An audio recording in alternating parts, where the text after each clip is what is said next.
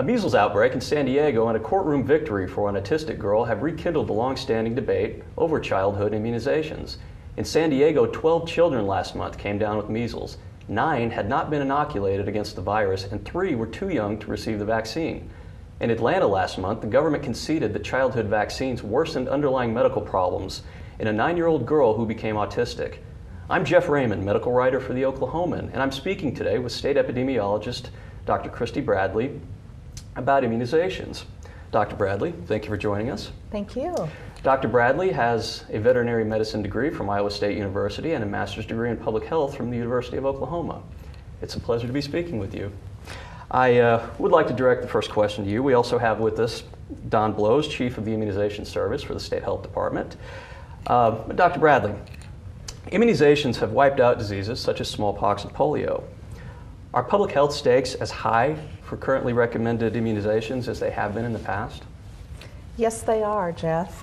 Even though we've made tremendous strides in declining vaccine-preventable diseases within the United States, there are still a lot of vaccine-preventable diseases that are circulating in our country, such as whooping cough, influenza, and sometimes measles. And so it is important that we keep those vaccination coverage rates quite high to prevent outbreaks. This is something that I won't say regularly happens, but something that certainly can happen. Someone can go overseas and perhaps bring something back with them. Is this certainly a fear of public health authorities?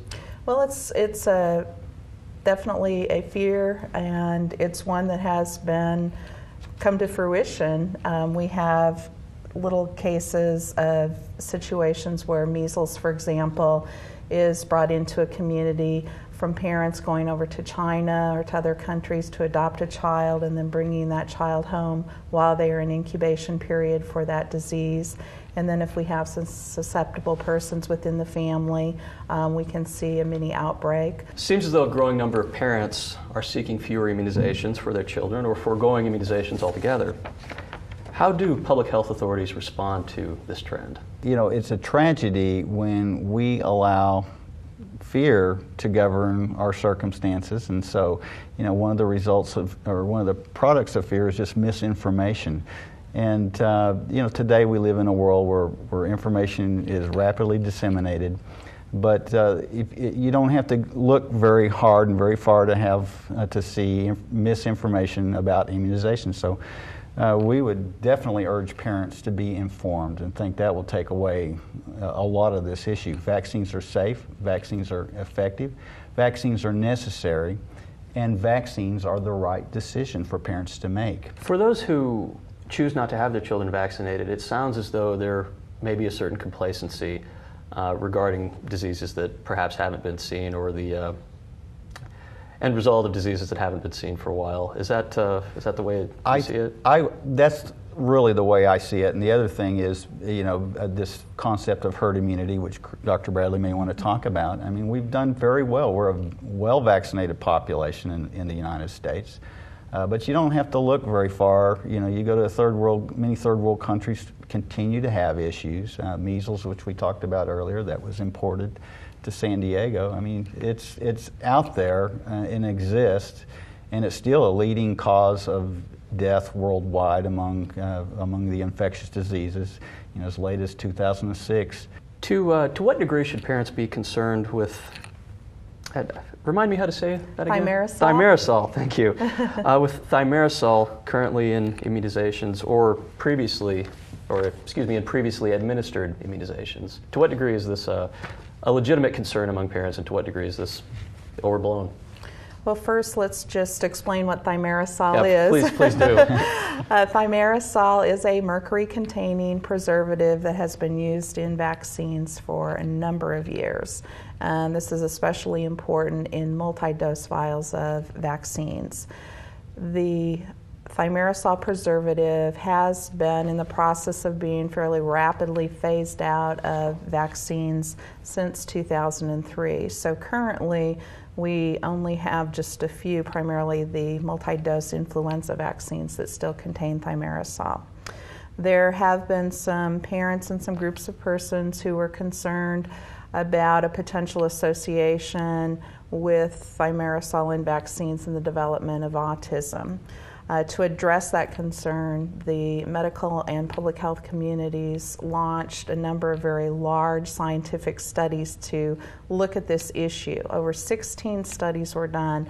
None of them found a scientific association between a child receiving vaccine containing thimerosal and developing autism. So we in the public health community feel very, very confident that there's no association. What are the greatest immunization-related challenges that public health authorities face? Some of our greatest challenges, now that we have new vaccines will come out from time to time, and probably within the last 10 years we've seen more come out than the 20 years before that. There certainly have been a number of them in that time. Yeah, with expanding vaccines come an expanding immunization challenge. We have vaccines now for adolescents, more vaccines for adults. We have an adolescent platform now that consists of about 4 different vaccines.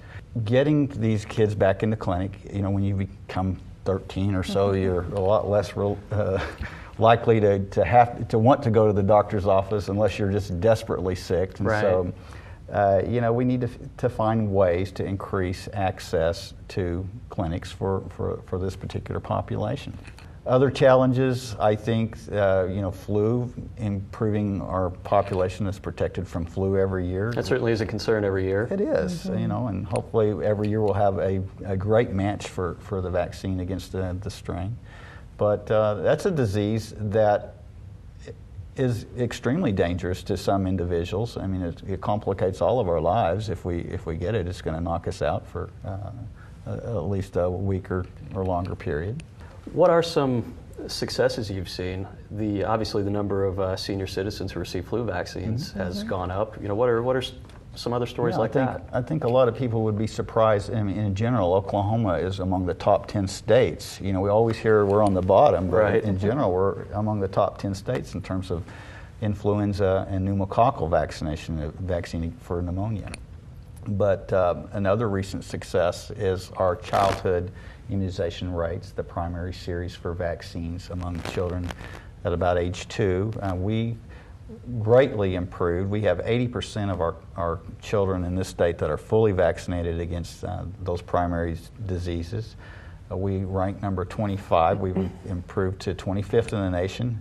It's not like OU football, but it's great because typically we were down near the bottom. The year before we were 44th, and prior to that we typically maintained at 48th or 49th in the nation. That's quite a jump.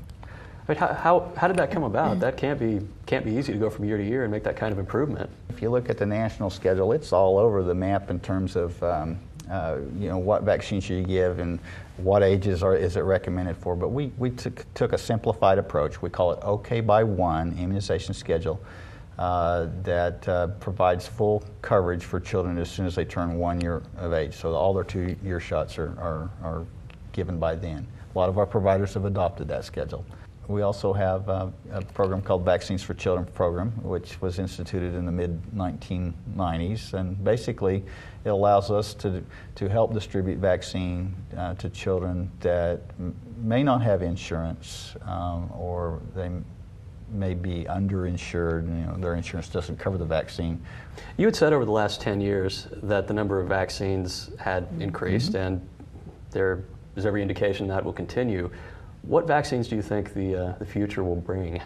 The possibilities really are endless. Typically, we see vaccines against viruses being more effective and being developed more quickly than those against bacteria or protozoal or other types of infections. We keep hoping there will become a vaccine against HIV,